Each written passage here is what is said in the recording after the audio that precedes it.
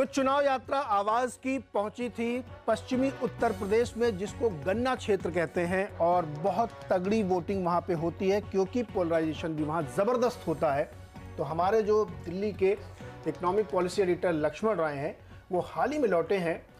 पूरा उस इलाके का, सहारनपुर से लेकर मुजफ्फरनगर तक का पूरा इलाका उन्होंने देखा, समझा और बातचीत करी। उनको सीधे जोड़ लेते हैं, लक्ष्मण के पास चलते हैं। लक्ष्मण, वेस्टर्न यूपी के बारे में कहा जाता है कि वहां पे गन्ने से ही तय होती है पॉलिटिक्स, और अगर गन्ना आपके फेवर में है, यानी गन्ना किसान को आपने खुश किया है, तो आपकी बात बनेगी।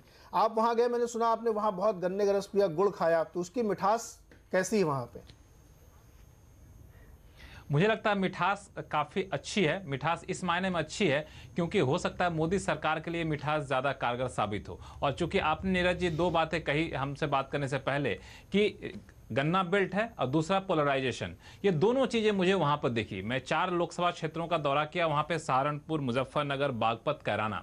तो वहाँ पे गन्ना किसानों में नाराज़गी इस बात को लेकर काफ़ी थी कि हाँ जी, हमें गन्ना का पेमेंट नहीं हो पा रहा है, मैं जनवरी से लेकर अब तक पेमेंट नहीं कर पाया हूँ, जिसकी वजह से नुकसान में हूँ। लेकिन यहाँ तक कि लोग काफ़ी गुस्से में थे सरकार को लेकर के। लेकिन जब मैंने उनसे पूछा तो फिर क्या इस बार मोदी को वोट नहीं देंगे आप, तो उन्होंने कहा नहीं जी, वोट तो मोदी को दूंगा मैं, ये मेरी मजबूरी है। अब कौन सी मजबूरी है वो जाने, लेकिन इस गन्ना किसान के बीच नाराजगी के बावजूद वो मोदी के पक्ष में दिखे। और इसका दूसरा पहलू जो आपने कहा था वो है, इन सब के पीछे जातीय समीकरण इस पूरे इलाके में काफी ज्यादा हावी दिखा। साथ ही साथ महागठबंधन और कांग्रेस के बीच गठजोड़ होना, गठजोड़ नहीं होना, दोनों का असर वहां पर दिखा। मिसाल के तौर पर आप ले लीजिए सहारनपुर में, वहां पर महागठबंधन के उम्मीदवार हैं, कांग्रेस के उम्मीदवार हैं, बीजेपी के उम्मीदवार हैं, 2 मुस्लिम उम्मीदवार हैं, मुस्लिम वोट बढ़ गया तो वहां पे बीजेपी की जीत काफी आसान कर दी गई। जब हम पहुंचे मुजफ्फरनगर तो वहां देखे महागठबंधन और कांग्रेस आपस में मिल गई है, तो वहां पे बीजेपी के लिए जीत काफी मुश्किल हो गई है क्योंकि महागठबंधन कांग्रेस के मिलने से सारा वोट एक तरफा हो रहा है। वहां पे दलित काफी महत्वपूर्ण भूमिका में आ चुके हैं, दलित किधर जाएंगे वोट, वो जीत उसकी लगभग मानी जा रही है।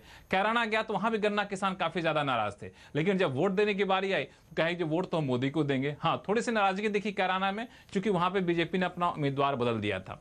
बागपत का सीन काफी दिलचस्प होता जा रहा है। बागपत में एक तरफ गन्ना किसान की नाराजगी थी और ऐसे क्षेत्र में गन्ना किसान है जो आमतौर पर चौधरी अजीत सिंह के गढ़ वाले गन्ना किसान माने जाते हैं, वहां पे थोड़ी सी नाराजगी दिखी। तो मुझे लगता है कि बागपत थोड़ा सा चुनौतीपूर्ण हो सकता है, मुजफ्फरनगर चुनौतीपूर्ण हो सकता है, लेकिन सहारनपुर और कैराना में थोड़े से लक्ष्मण यहां मैं रोकूं, 2 सीट पे मुझे दिलचस्पी उसमें ज्यादा है। एक सहारनपुर से जो राघव लखनपाल चुनाव लड़ते हैं और बागपत से डॉक्टर सत्यपाल सिंह।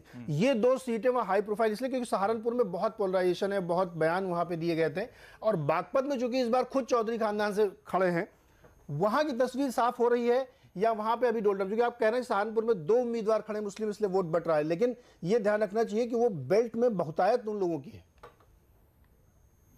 देखिए, सहारनपुर की आपने बहुत अच्छा एग्जाम्पल आपने लिया। सहारनपुर में आप देखें कि मुख्यमंत्री ने बार बार जो इमरान मसूद हैं, कांग्रेस के उम्मीदवार हैं, उस पर हमला बोला, उसको सुर्खियों में लाया। वो क्यों लाया, इसके पीछे एक गहरी राजनीति है। राजनीति इस वजह से है क्योंकि ये माना जा रहा है कि महागठबंधन के जो उम्मीदवार हैं, जो मीट के कारोबारी हैं, वो भी मुस्लिम हैं और सारा मुस्लिम वोट उधर जाने की तरफ अंदेशा है। तो बीजेपी को लगता है कि सारा मुस्लिम पोलराइज हो गया और चला गया महागठबंधन के उम्मीदवार के पास, तब बीजेपी जो राघव लखनपाल उनके लिए जीत थोड़ी सी मुश्किल हो सकती है। इमरान मसूद पिछली बार 4 लाख से ज्यादा वोट लाए थे और दूसरे नंबर पर रहे थे, लेकिन इमरान मसूद की इस बार थोड़ी सी पकड़ हल्की हो रही है क्योंकि कांग्रेस से हैं और मुसलमान वोट माना जा रहा है कि गठबंधन के पास जाएगा। तो मुसलमान वोट बढ़ जाए और गठबंधन के साथ साथ इमरान मसूद को ही मिले, शायद यह भी एक रणनीति थी जिसकी वजह से मुख्यमंत्री ने लगातार इमरान मसूद पर हमला बोला और उसको वहां का हीरो बनाने की कोशिश की। तो अभी जो हालात है इसमें मुसलमान वोट बढ़ता हुआ दिख रहा है सहारनपुर में इमरान मसूद और महागठबंधन के बीच। जैसे ये हुआ उसका सीधा फायदा आपको राघव लखनपाल को मिलेगा। ये बात आप बिल्कुल सही कर रहे हैं। राघव लखनपाल काफी कम मैच्योर लीडर है इमरान मसूद के मुकाबले। इमरान मसूद काफी मजे हुए राजनीतिक माने जाते हैं, कद्दावर नेता माने जाते हैं। रही बात आपको यहाँ पे बागपत की बात आपने की, बागपत में मुश्किल ये है कि यहाँ पे चौधरी अजीत सिंह के बेटे खड़े हैं जो किसान नेता हैं, किसान उनके साथ में है, यहाँ पे जाट वोट बंटने की संभावना है। जी लक्ष्मण जी, लेकिन आपकी बात जो मुझे अच्छी समझ में आई, आपने कहा कि लोग कह रहे हैं वोट तो मोदी को ही देंगे। सही है। तो मुझे ये सुनाई दिया कि बाजार में तो तेजी ही करेंगे। एग्जैक्टली बिल्कुल पॉइंट आपने सही पकड़ा है। बिल्कुल, बहुत बहुत शुक्रिया लक्ष्मण जी। तो अब जरा आपने पश्चिमी उत्तर